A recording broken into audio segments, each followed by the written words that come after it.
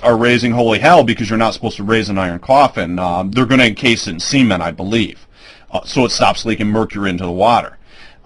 So when this big dust cloud blew up on the moon, they looked at the makeup of the dust cloud, and it's 20% mercury.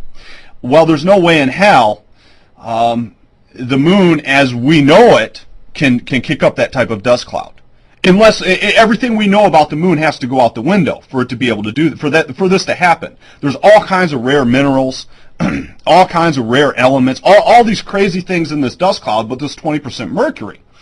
And so it gets everyone talking. What the hell is up there? What are we missing here? Even scientists are saying it because this is totally impossible based on everything the NASA has told us about the moon. And there are many other governments, from India to China, all these people racing to the moon now. What is going on the moon? What is up there that they're not telling us, because this is totally impossible? There has to be some type of either the geology of the moon is totally different than from what we've led to believe, or something else is going on. And I really can't explain it, but I can tell you why the big brouhaha over the mercury. They've got all these U-boats around the planet sunken, leaking mercury. They're encasing one in cement in Norway, or having to raise it because it's leaking mercury. And you'll see this on the Discovery Channel History Channel. Anytime you hear large amounts of mercury, everyone immediately thinks Germany. and white rabbit physics. And so now you got a big dust cloud on the moon with 20% mercury, just tons and tons of mercury kicked up, and no one knows why. Why are they going? Why did they target the south side of the moon to see if there was water? Well, they should have given a better explanation, because they already knew there was water. Why did Clementine go up there? Why the Ballistic Missile Defense Organization? What is these Anglo-American elites not telling us? What are these Jew rabbits, the Jew rabbit elites not telling us? We don't know. It's a mystery, but it's a legitimate scientific mystery. It's a legitimate scientific question, just like Phobos and Deimos. It's a legitimate head scratcher. I don't know, but that's one of the reasons this the Nazi moonbase mythos and the movie Iron Sky. One of the reasons it's got some attention. The attention, of course, has created quite a bit of quiet around the film was getting a lot of attention, but they've quieted it down, and that's one of the reasons Dr. Farrell's probably not asked on a lot of speaking trips, because he gives his particular opinion on this, and it is a competing mythos now. What I call a competing mythos, at least. I don't really know what to make of it, but it is ripe for speculation, legitimate speculation. Now, to answer the questions, could they have built something like that? That once you go into this line of speculation, and to do it correctly, to understand everything I say about it, you're going to have to listen to this whole entire podcast, because it's impossible for me to do in a few sound bites. But to tell you, if you believe something like that exists, I wouldn't believe they'd built it at all. You would have to go into the scenario that they believed in, the ancient cosmic war, this ancient war that happened in the solar system. That elements of this civilization were left on a handful of different places, namely Earth, Moon, Mars, Saturn's moon Titan. Something like the moon, there could be an old base there from this group that they just walked in and turned the lights on. I don't think they built anything. That would be the scenario you're going down. Of course, the flaw is going down that scenario because, you got these little Nazis that email me, why aren't they here yet? They believe it.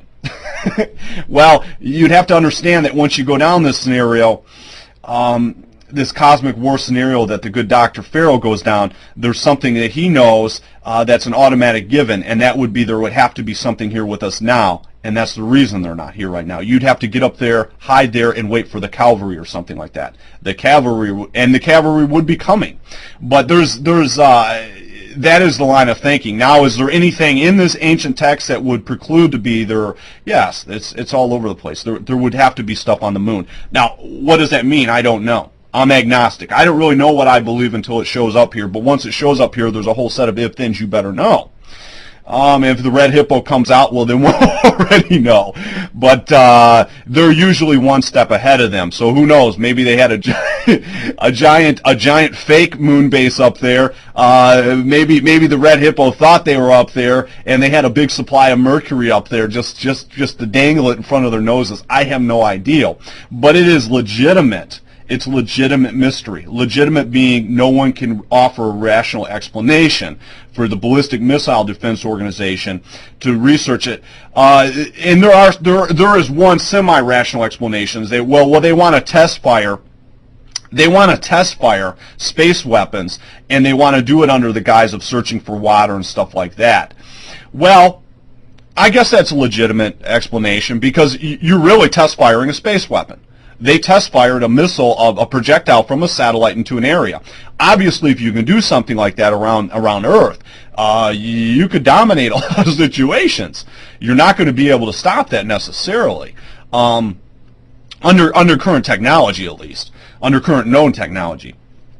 That is the only semi-rational explanation.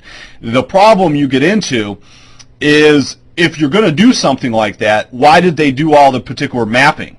Why are they targeting the South Pole, the polar ice cap in the South Pole?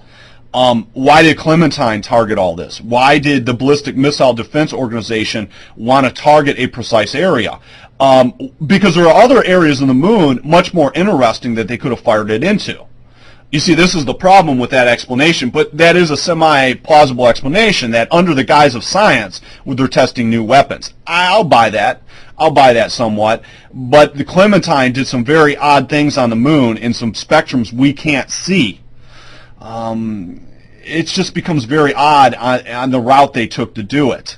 Very odd. And why they chose to do it at the time. It is all mystery. There is a semi-plausible explanation I can give you, scientific. Sneaky white rabbit military, pink rabbit military. That could be, but the particular site they chose does not make any sense. And of course, the movie Iron Sky, which has gotten a lot of attention behind the scenes, talks about a Nazi moon base in the South Pole. And of course, it's a myth. It's a competing mythos. But myths can be dangerous. Myths can be dangerous, especially for our race. But it is interesting. That's an update on it. That's a whole entire overview. I can give one possible plausible semi-rational explanation, but even that semi-rational explanation cannot explain the dust cloud that's 20% mercury. Everything you know about the moon has to fly out the window. Either we don't know, either they lied to us about something way back when, or there's something they're not telling us. Something's got to give. So even in a semi-rational explanation of testing new weapons, a space weapon that would be an ultimate weapon, firing a missile from space, a projectile, a hardened projectile, just to fire it into a target, you can't give a rational scientific explanation under what we know about the moon.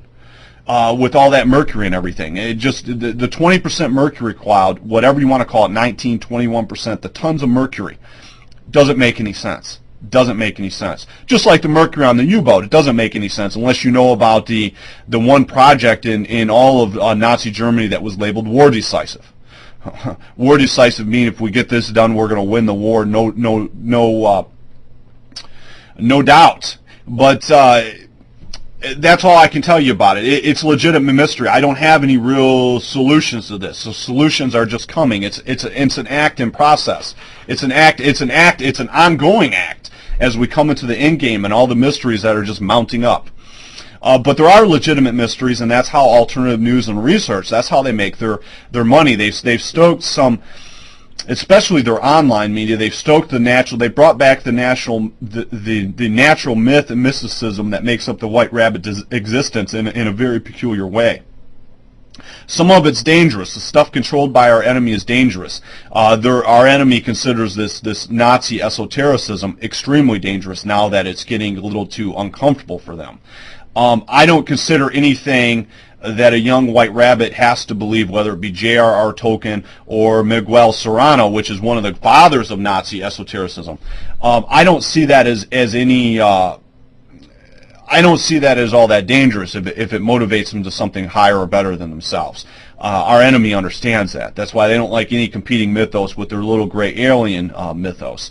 And our race has a tendency to bring myths into life. Myths right out in front of the world and bring them to life. It doesn't matter whether it's a New York City skyscraper or stealth technology, something that was thought impossible, scientifically impossible. So I don't get into predicting white rabbit behavior. But that is the whole entire story about the big mystery of the moon. And that's the tip of the iceberg. That's a kind of a what you see is what you get, what is known. When you go into the Dick Hoaglands and what's up there in the glass bubbles, I don't know. I can't see anything about it. I don't really know anything. They accuse NASA of doctoring pictures. But to be honest with you, I've seen enough from my artists to know you can doctor pictures. So that is possible. If there were defense reasons for it, they would doctor pictures. I don't know. I mean, these are just unknowns, legitimate mysteries, legitimate white rabbit ear scratchers. But we'll continue this conversation, and I'll go into something else fascinating next for you. And now a word from our sponsor.